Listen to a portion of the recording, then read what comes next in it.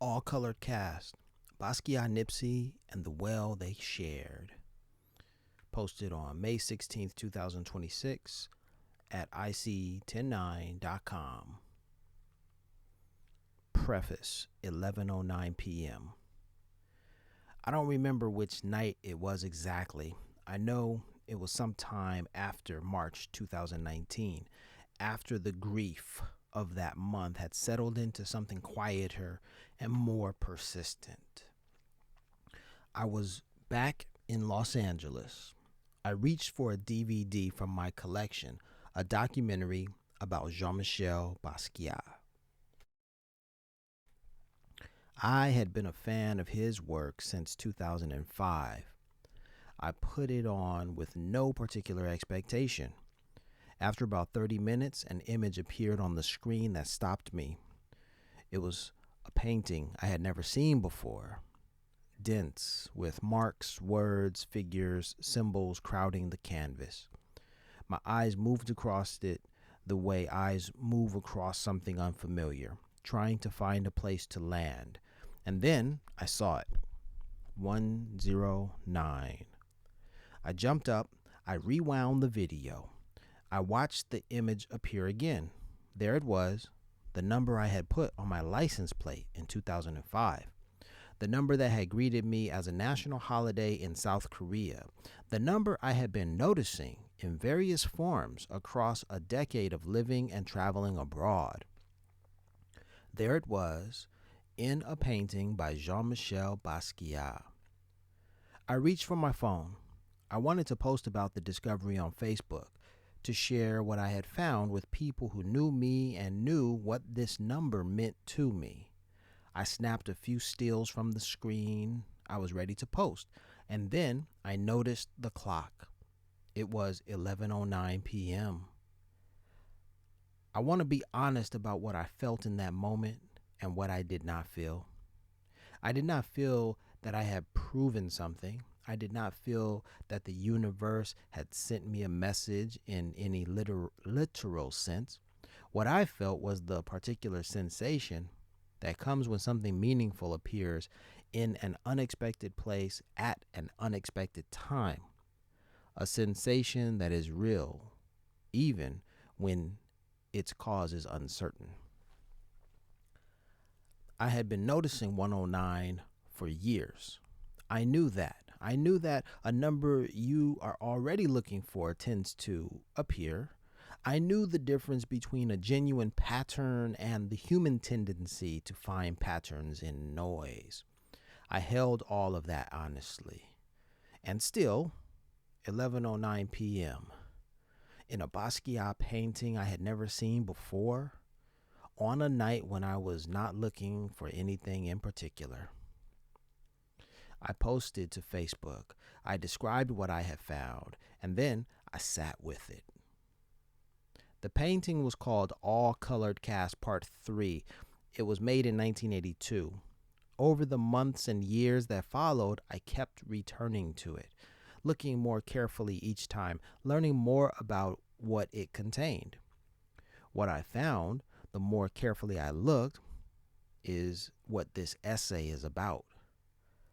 I want to be clear about what this essay is and is not. It is not a claim that Jean-Michel Basquiat predicted the life of Nipsey Hussle. It is not an argument for supernatural causation of any kind.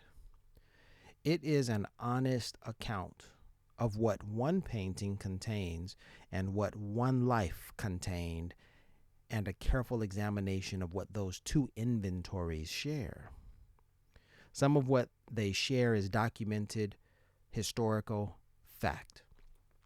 Some of it is reasonable interpretation. Some of it is personal, the experience of one man from Los Angeles who loved both of these figures and spent years looking carefully at the connections between them.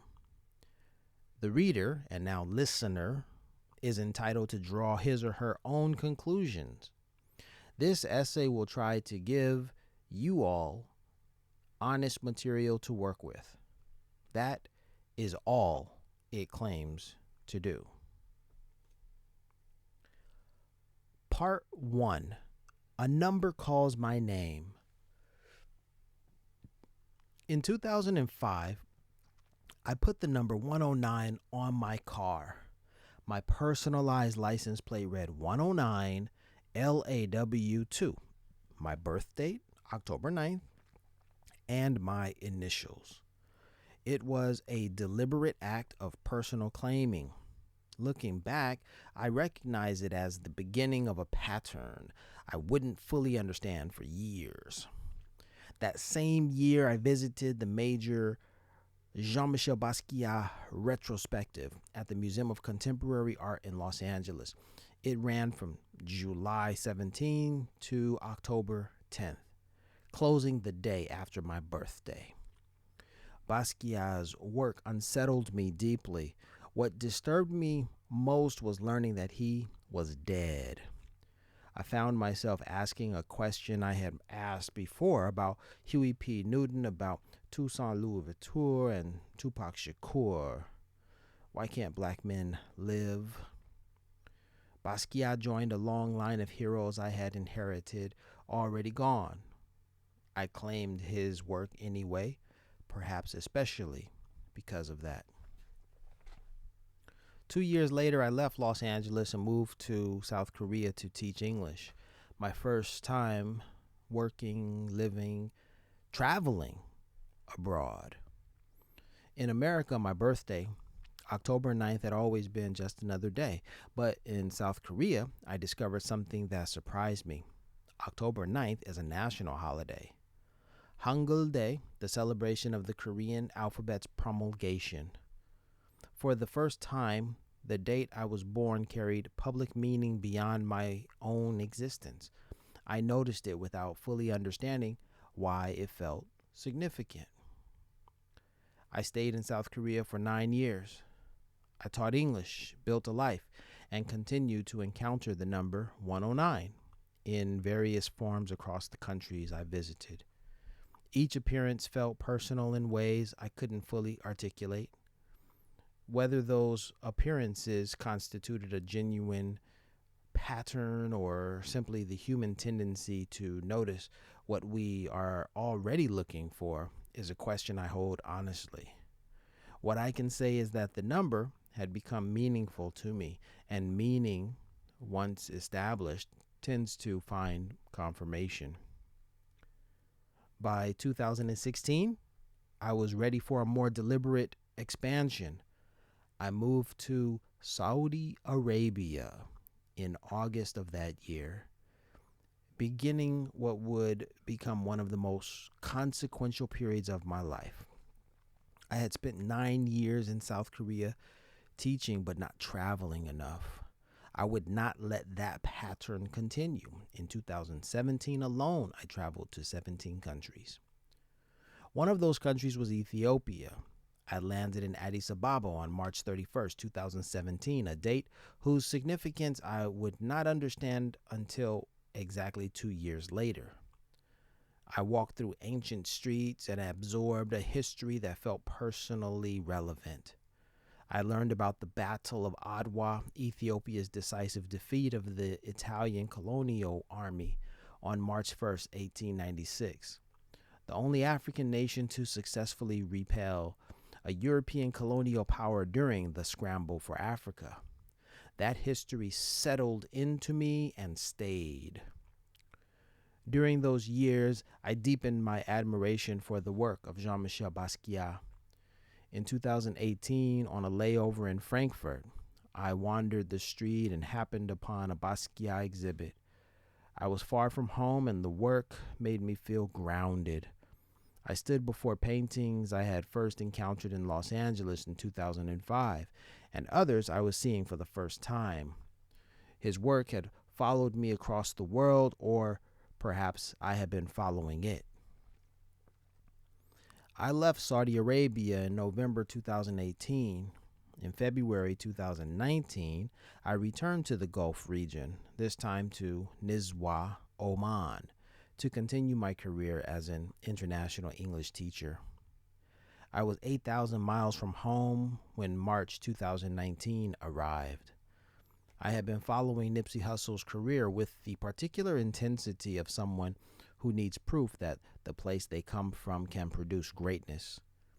We were both from Los Angeles. He was from Crenshaw. I knew those streets. When I watched him build his empire, the Marathon clothing store, the music, the community investments, the philosophy of ownership and self determination, I didn't see a celebrity. I saw a mirror. 1 week before he was killed, I read the article about him in Forbes magazine. I was proud. I thought admiringly about my hometown and the success it was experiencing through him.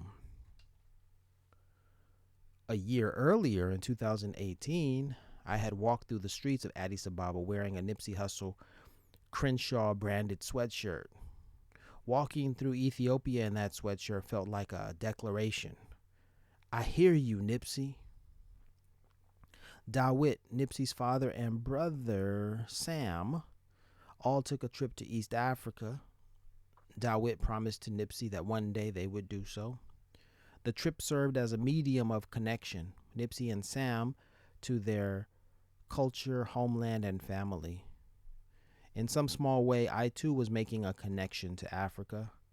It is something Nipsey suggested that all black people do. In his song entitled Who Detached Us, he rapped about the fact that many blacks lack a collective identity. Connecting and linking with Africa is one way of regaining, attaching ourselves to an identity. Nipsey's father was Eritrean. Eritrea and Ethiopia share a border, a history, and a complicated intimacy. Wearing his name there felt right in a way I couldn't fully articulate. So when March 2019 began, I was already in a particular state of mind, proud, reflective, attuned to the history of black resistance and black triumph. I began that month reading Raymond Jonah's The Battle of Adwa, celebrating Ethiopia's extraordinary victory. That mood would not last. On March 10th, Ethiopian Airlines Flight 302 crashed shortly after takeoff from Addis Ababa, killing all 157 people on board from 35 countries. Of all the world's news that month, this landed closest. I had flown Ethiopian Airlines. I had stood in that airport. The grief was compounded by the emerging evidence that these lives had been lost to corporate negligence, a Boeing 737 MAX that should never have been in the air. The month had begun in celebration and turned toward mourning, but it was not finished.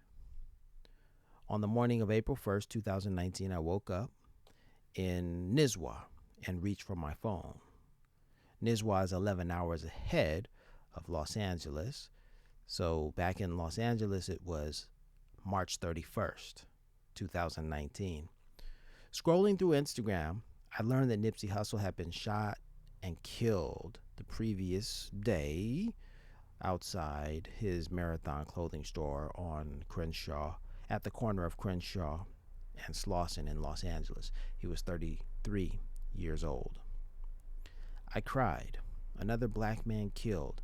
It unsettled me the way learning about Tupac had unsettled me, the way learning about Biggie had unsettled me, the way standing in the Mocha Gallery in 2005 and learning that Basquiat was dead had unsettled me. Why can't black men live? The question I had been asking my entire adult life had no answer. It just kept asking itself. I still had to go to work. I got dressed and left my home at 7:30 a.m. as I regularly did. The desert morning was quiet. Approaching the school roundabout, a truck barreled toward me without stopping. I swerved. The truck passed. My heart was still racing when I registered its license plate, 1090. The number I had put on my own car in 2005, the number that had greeted me on a national holiday in South Korea.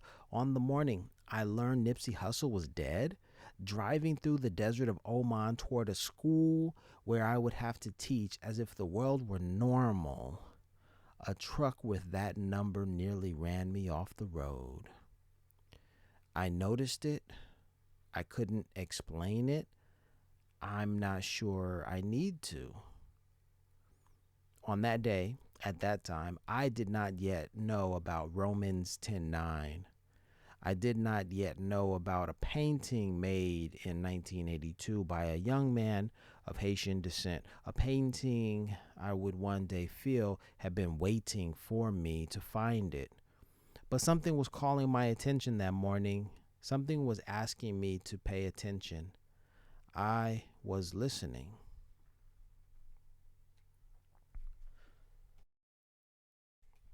Part 2, Basquiat and the Shamanic Imagination. Jean Michel Basquiat was not a shaman. He never claimed to be one.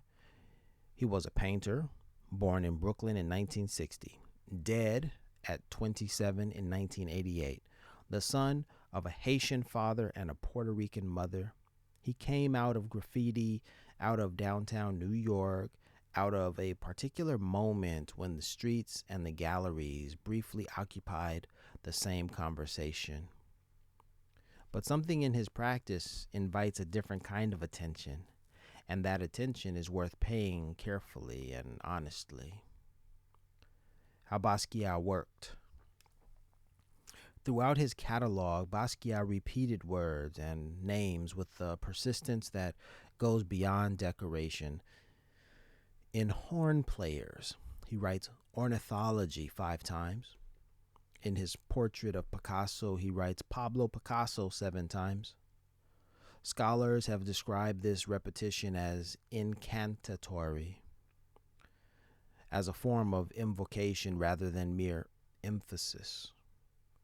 Whether or not Basquiat consciously intended that effect, the practice connects his work to a long tradition of mark making in which repetition calls something into presence. He also crossed out words throughout his paintings. He explained this himself. The obscuring made the viewer want to read them more. But the gesture does something additional. The crossed out word is simultaneously present and hidden. It exists in 2 states at once, visible and concealed. This is a practice that rewards the patient and initiated viewer, the one willing to look beneath the surface. He placed crowns above the heads of black figures throughout his career, athletes, musicians, historical figures. His sister, Lisanne, described this as self-coronation, a statement of identity and worth. It was Basquiat's consistent insistence that black genius be seen, named, and honored on its own terms. These are documented practices. They are part of the scholarly record of his work. Whether they constitute shamanic practice in any formal sense is a matter of interpretation rather than established fact. What they do establish is that Basquiat was deeply invested in the power of symbols, names, and marks to carry meaning beyond the surface appearance. His Haitian inheritance. Basquiat's father, Gerard, came from Haiti, the birthplace of the only successful slave revolution in human history. Haitian voodoo is a sophisticated theological and cultural system in which ancestral memory, spiritual transmission, and communal practice are deeply intertwined. Whether Basquiat practiced voodoo formally is not documented. What is documented is that he wrote the name Toussaint Louverture, the leader of the Haitian Revolution, directly onto the canvas of All Colored Cast Part 3. That is an act of ancestral acknowledgement. It places his Haitian heritage explicitly within the painting's frame of reference. What Nipsey knew. What makes the connection between Basquiat and Nipsey Hussle more than purely interpretive is that Nipsey himself drew it explicitly while he was alive. In his song, Face the World, he invoked Jean Michel Basquiat by his full name, using him as a moral reference point for a passage about self destruction and resilience. The line is precise. He compared people who destroy their own potential to Basquiat destroying his pictures. He understood something about Basquiat that went beyond aesthetic appreciation. He understood that Basquiat's life carried a lesson about genius, about self destruction, about what it costs to have something real and squander it. Of all the painters in human history Nipsey could have named, he named Basquiat. That acknowledgement is documented. It happened in his own voice while he was alive. It is the single most concrete connection between these two men, and it deserves to be treated as such. What this section does not claim. This essay does not claim that Basquiat was a shaman in any formal or technical sense. It does not claim that his artistic practices constitute proof of spiritual transmission or prophetic vision. What it claims is more modest and more honest, that Basquiat worked within a creative tradition deeply informed by African diasporic culture and heritage, that his practices bear genuine resemblance to traditions of invocation and ancestral acknowledgement, and that Nipsey Hussle recognized something in that tradition worth naming explicitly. That recognition, one extraordinary man of African diasporic heritage claiming another across decades, is where the argument rests most honestly. Everything else is interpretation. The reader is entitled to his or her own. Part 3: The Painting and the Man. All Colored Cast, Part 3, is not a quiet painting. It demands attention. It crowds the canvas with words, symbols, figures, and marks that accumulate meaning the longer you look. It was made by Jean-Michel Basquiat in 1982, 3 years before Ermias Asghedom was born in Los Angeles on August 15, 1985. That fact is worth stating plainly before anything else is said. Basquiat made this painting 3 years before Nipsey Hussle existed. What follows is not a claim that Basquiat knew or depicted Nipsey Hussle. What follows is an honest account of what the painting contains and what Nipsey Hussle's life contained, and an invitation to consider what those two inventories share. Where the painting may have been made. It is documented that beginning in November 1982, Basquiat lived and worked at art dealer Larry Gagosian's residence on Market Street in Venice, California. Between November 1982 and May 1984, he produced approximately 100 paintings there. All Color Cast Part 3 was created in 1982.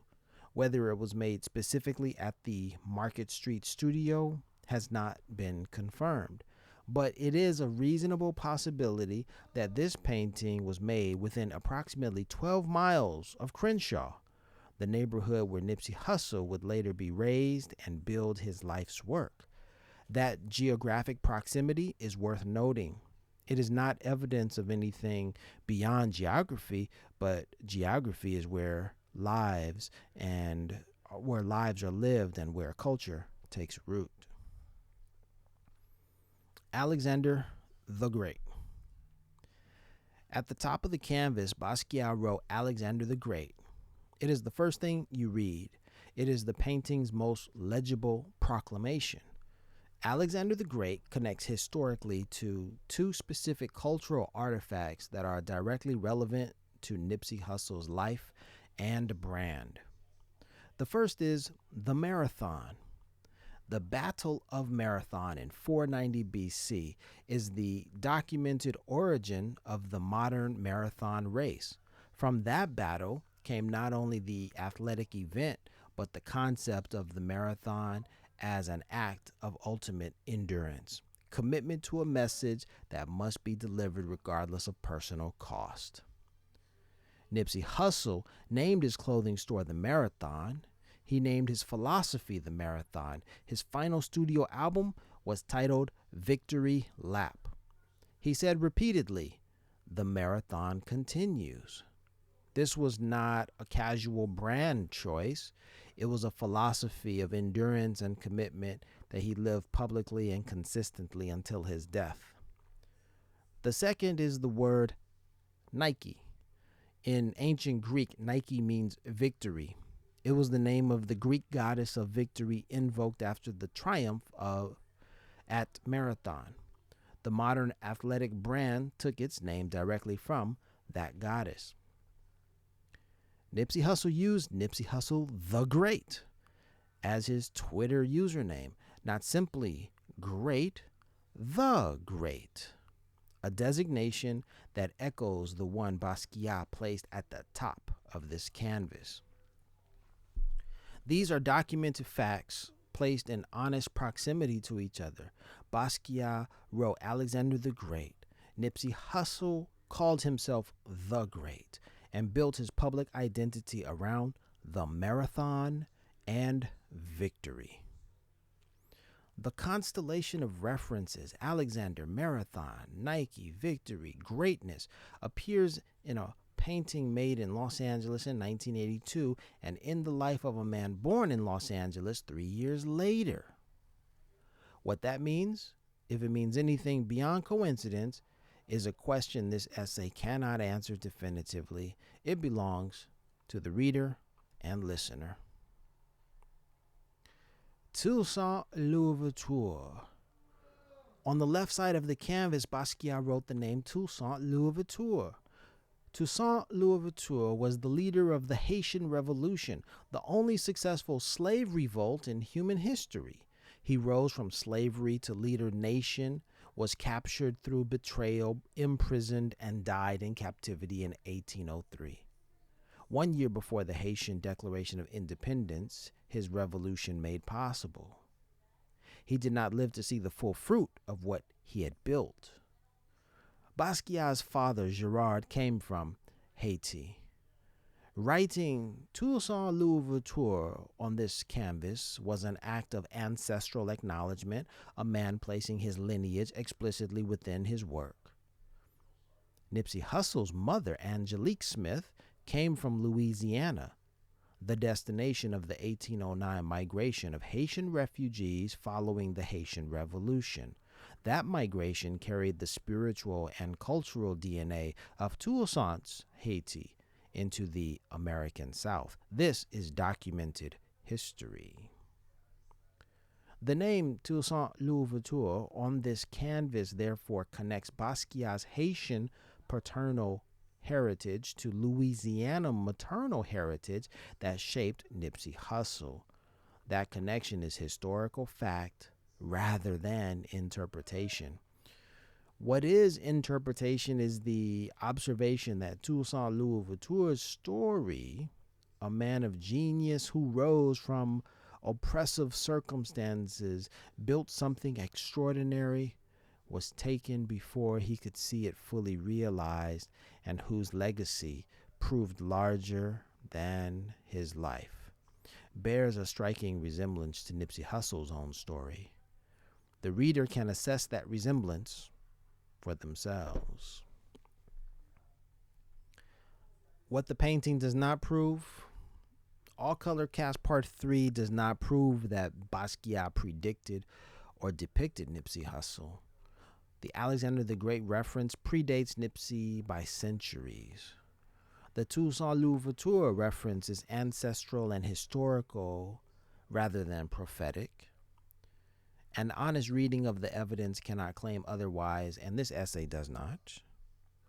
What the painting does is encode a set of values, histories, and figures that would find expression in Nipsey Hussle's life and work decades later. Whether that encoding constitutes unconscious spiritual transmission, meaningful coincidence, or simply two men of African diasporic heritage, drawing from the same deep well of history and culture, is a question this essay holds openly rather than resolves.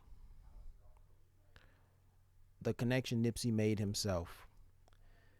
It is worth returning one final time to the fact that Nipsey Hussle named Basquiat explicitly in his own voice while he was alive. In Face the World, he invoked Jean-Michel Basquiat as a moral reference point. Of all the painters he could have named, he named Basquiat. That is the most concrete and documented connection between these two men. It requires no interpretive framework. It happened. Nipsey said it. It is recorded. Everything else this essay has observed, the Alexander the Great constellation, the Toussaint Louverture connection, the shared spiritual lineage through Haiti and Louisiana, is offered as context for that documented connection, as a way of understanding why, of all the painters in the world, a man from Crenshaw reached across decades and claimed a man from Brooklyn as his own. Perhaps the answer is simply that they recognized each other, that the same history moved through both of them, that the well they both drew from is deep enough and old enough to connect people across time without anyone deciding that it should. That is not a supernatural claim, it is a human one. Part 4, The Well. This essay has made a series of claims across 4 parts. Before drawing anything together, it is worth being honest one final time about what those claims actually are. What is documented? Basquiat's father came from Haiti. Nipsey Hussle's mother came from Louisiana. The 1809 migration of Haitian refugees to New Orleans is historical fact. Nipsey named Basquiat in Face the World while he was alive. Alexander the Great appears at the top of All Colored Cast Part 3. Marathon and Nike connect to Nipsey's defining brands. Toussaint Louverture appears on the canvas. What is interpretation?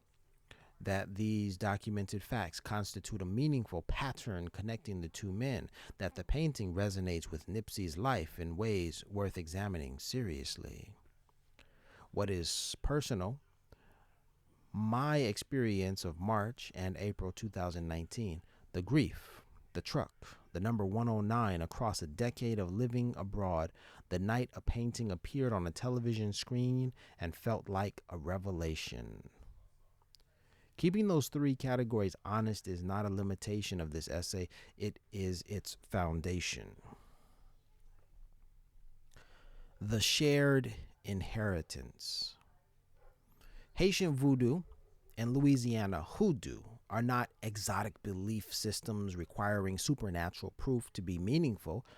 They are ways of understanding how the past moves through the present, how ancestral patterns repeat across generations, how certain figures carry something larger than themselves without always knowing it, how culture survives the most brutal attempts to destroy it.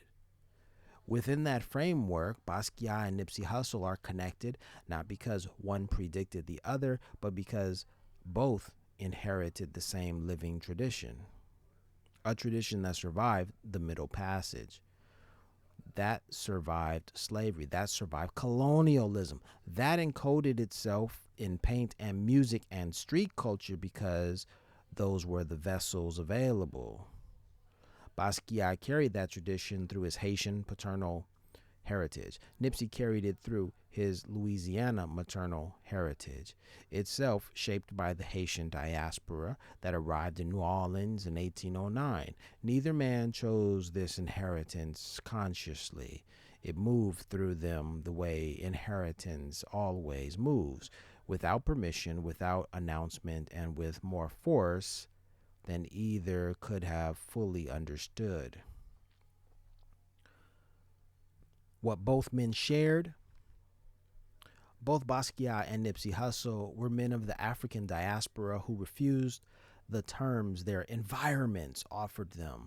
Basquiat refused to be dismissed as a graffiti artist. Nipsey refused to be dismissed as a gang member. Both built something extraordinary from materials their worlds told them were worthless. Both were taken too soon. Both are more fully understood after death than during life. Both left behind work that continues to teach. These are documented biographical facts placed honestly in proximity to each other. What they mean is something each reader must decide. This essay does not decide for them. What cannot be claimed and why it matters. Throughout this essay, the temptation has been to reach for a stronger claim that All Colored Cast Part 3 is a prophetic portrait, that Basquiat was a shaman operating on a timeline longer than his own, that the number 109, connecting these experiences across continents and years, is evidence of something beyond coincidence. Those claims are not supported by the documented evidence. This essay has tried to be honest about that distinction throughout. Where it has fallen short of that honesty, the reader deserves to know it. What can be claimed honestly is this: two extraordinary men of African diasporic heritage, separated by decades, connected by history and culture, drew from the same ancestral well and arrived at the same images, the same figures, the same philosophical coordinates. The marathon as endurance, victory as birthright, the crowned black hero who rises against impossible odds, the revolutionary whose legacy outlasts his life. That is not supernatural. That is what a living culture does. It nourishes everyone who reaches it with the same water. A final reflection. This essay began in the desert of Oman on the morning of April 1st, 2019. A man from Los Angeles, me, 8,000 miles from home, learning through a phone screen that someone he admired was gone, getting dressed anyway, driving to work anyway, a truck barreling toward him through the desert, a license plate he had been noticing for years. None of that proves anything, but it is real. It happened, and it set in motion a years-long process of looking carefully at a painting and asking what it might share with a life. The looking itself is the point, the willingness to pay attention to Basquiat's work, to Nipsey's life, to the history that connects them, to the grief that makes us search for meaning in the aftermath of loss, is not a weakness. It is a deeply human response to a deeply human experience. Jean-Michel Basquiat died at 27 in 1988. Ermias Askedam died at 33 in 2019. Both left behind work that rewards careful attention. Both deserve to be seen clearly, not through the distortion of mythology or the flattening of dismissal, but honestly, precisely, and with the full weight of what they actually accomplished. That is what this essay has tried to do. Whether it has succeeded is for the reader to decide. The marathon continues. The well remains. Afterword. 3 elements. 1 week after learning of Nipsey Hussle's death, I stepped out of my home in Nizwa, Oman on the morning of April 8th, 2019, and looked up at the sky. What I saw stopped me. Lines had formed overhead, not the thick white contrails of passing aircraft, but something thinner, more diffuse.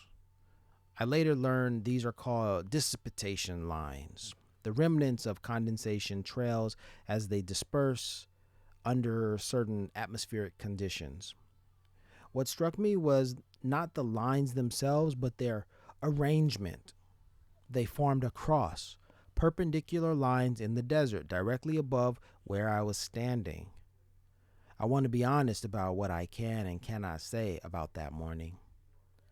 What I can say is that I saw it, that I photographed it, that I was in a state of acute grief that week, grieving Nipsey, still processing the Ethiopian Airlines crash from the month prior, living alone in a desert city 8,000 miles from home. Grief does something to perception. It sharpens attention. It makes the world feel charged with significance in ways that are real as experiences, even when their causes are uncertain. What I cannot say is that the cross in the sky was anything other than a meteorological event that happened to occur on a morning when I was looking up and paying close attention. I noticed it because I was already paying attention. Whether it meant something beyond what I brought to it is a question I hold honestly rather than resolve. Several months later, I returned to Los Angeles from Oman. One afternoon, I found myself near the intersection of Crenshaw Boulevard and 60th Street, Nipsey's neighborhood. In close proximity to each other, I encountered three things: a mural of Nipsey Hussle, a cross affixed to the side of a church, and a building whose address was 6109. I stood there and thought of the desert of Oman. 1 week after Nipsey's death, I had seen a cross in the sky, been thinking intensely about him, Nipsey, and noticed the number 1090 on the truck that had nearly run me off the road. Now, in his own neighborhood, I was standing before those same three elements: a cross, a memorial to Nipsey, and the number 109 embedded in a street address. I want to be honest about what this means and what it does not mean. The mural is a community memorial, one of many painted across Los Angeles in the months following Nipsey's death. The cross is affixed to a church that existed long before Nipsey was born. The address 6109 is a street address assigned by the city. None of these things were arranged for my benefit. None of them constitute evidence of anything beyond their own ordinary existence. What is real is the experience of encountering them together. The particular sensation of standing in Nipsey's neighborhood and finding the same constellation of events, of elements that had arrested my attention in the Omani desert several months earlier. That experience belongs to me. It is mine to interpret or decline to interpret as I see fit. What I can say with confidence is this: the months and years following Nipsey Hussle's death have been a period of heightened attention for me. To his life, to the city we both came from, to the history that connected him to figures like Basquiat and Toussaint Louverture. The attention led me eventually to All Colored Cast Part 3 and to the observations this essay documents. Whether the cross in the sky and the three elements in Crenshaw were signs pointing me toward the discovery, or whether they were ordinary things that grief and attention made extraordinary, is a question I cannot answer honestly with certainty. What I know is that I was paying attention, and that paying attention led me somewhere worth going. The marathon continues.